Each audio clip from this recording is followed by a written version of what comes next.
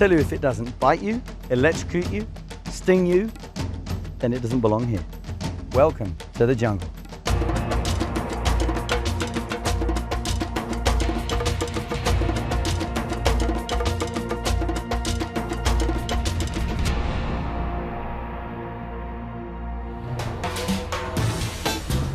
Steve Townsend is not your average type of angler.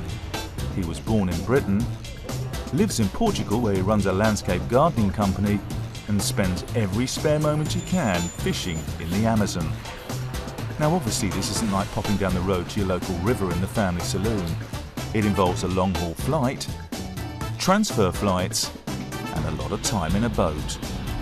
Right now Steve is in the city of Manaus waiting to hook up with a small plane to take him to Barcelos. All very hot, all very Brazilian, and all very different. This is the freshwater fish capital of the world. I'm in Manaus Fish Market. There's the most unbelievable amount of fish here. 250 different varieties of fish just in the Amazon alone. I absolutely love coming here. With so many weird and wonderful species on offer, it's easy to see why a lad who cut his teeth fishing on the River Thames, just 20 miles west of the heart of London, has become addicted to fishing over here.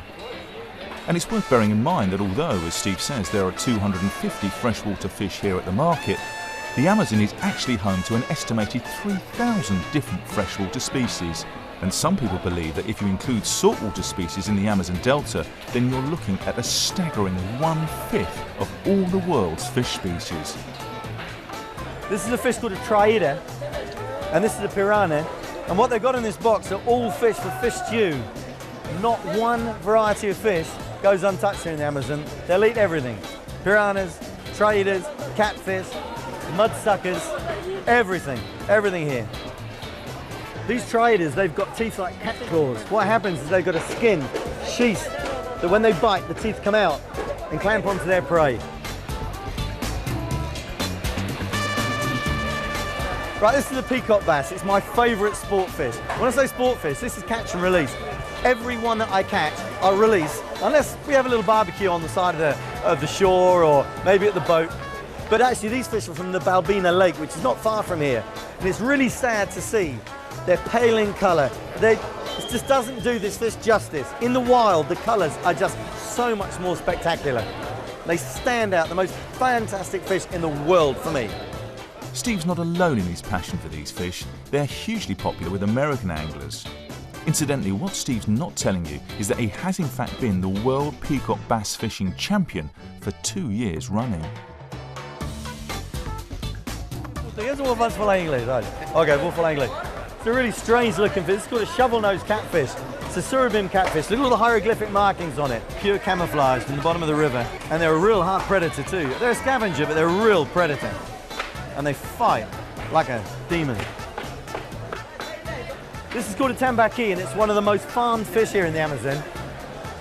And it's a fruit eater, veg eater, but it's also predatory. But have a look at the teeth and the molars on this guy. Okay, much love. These are real crushing teeth. They will straighten a hook. Extra strong hooks. They'll destroy them.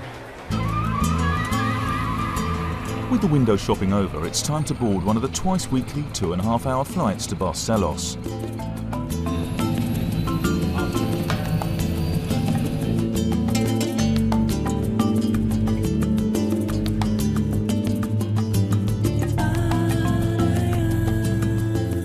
The atmosphere on board is pretty relaxed. Actually, better make that very relaxed. This is an absolutely vast region, and the only other way to make this journey is by boat, which would take 3 days. The Amazon basin is about the size of the United States, and 20% of the world's fresh water drains into it to create the world's largest river. To put it into perspective, it's 4 times the size of its nearest rival, the River Congo in Africa.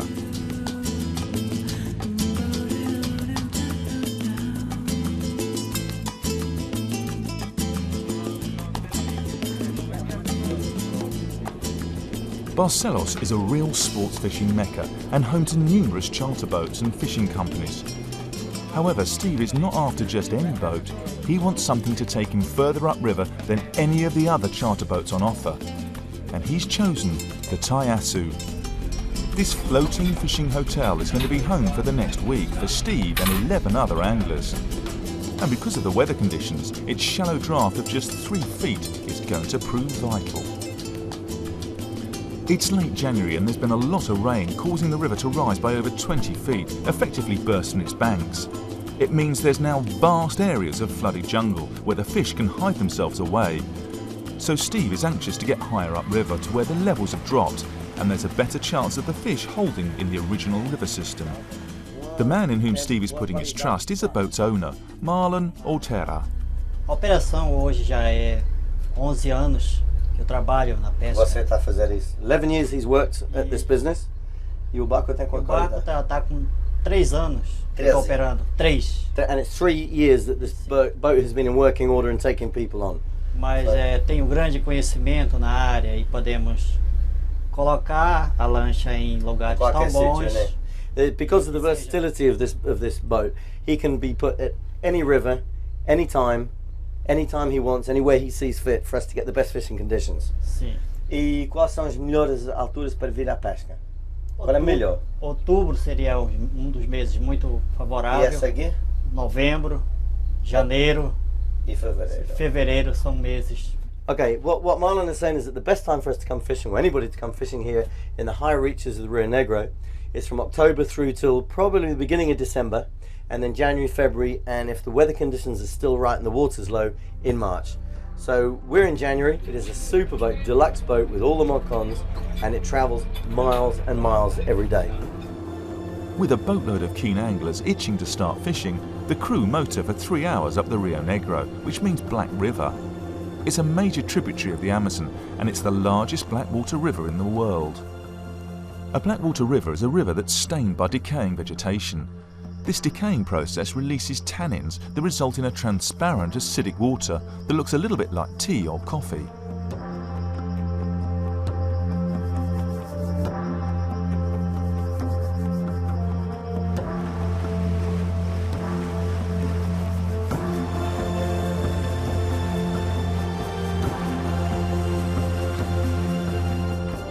Having dropped anchor, the anglers transfer into smaller boats and head off in different directions. This is the moment Steve's been waiting for, a chance to unpack his box of lures and fish for his beloved peacock bass.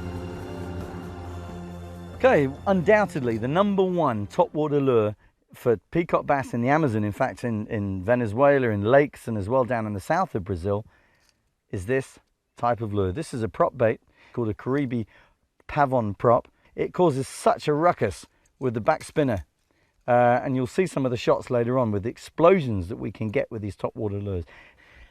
These are generally used with either a heavy or a medium heavy rod and a bait caster with 50 to 80 pound line, 50 to 80 pound braid. The reason being for this strength is that these fish, when they hit, they can break any line under than 20, 30 like cotton. So we tend to use a heavier line just purely because of the explosions. My bait of choice as far as more subtle topwater baits would be this spook. This spook is a more subtle, quieter, gentler approach to getting a huge topwater explosion. And of course, when it's calm, dead calm, which it normally is at 6, 7 o'clock in the morning here, this will just quietly chick, chick, chick, walk the dog fashion all the way over through the surface on these lagoons. And these can cause such an explosive strike. And they're really, really good through fry balls, which we'll show you at a later stage. This is a great, great backup to the propeller baits. If it's numbers you want, and you can catch fish of any size, I like to use jigs. These jigs are extended tails, lots of flash, lots of color, but yellow always seems to be a good color, and anything red as well seems to be a great, great peacock bass attractor. Now you can catch up to 200 fish a day with these, but that's not what we're after this week. This week we're after some big boys. We rather show you the topwater explosion, but we're going to catch fish with these. These things are the most versatile bait that you can use for peacock bass. They are, for me, a great, great, great bait. Now there's another bait that I use, which is it's a Brazilian bait. It's a subsurface lure. This is called a baruta. Now what it is, it's got a weight in the chin. If you cast it in and then just twitch it every so often, I presume it's a little bit like your jerk baits that you use back home, and they twitch and they go underwater and they twitch and they twitch. And I tell you, in dark water like the black water that we have here, this white colour, bang. We've had a lot of success with these lures. And again, it's a great follow-up lure if you miss on any of these subsurface lures, or especially the top surface lures, or even the jigs. Follow up one of these puppies and bang.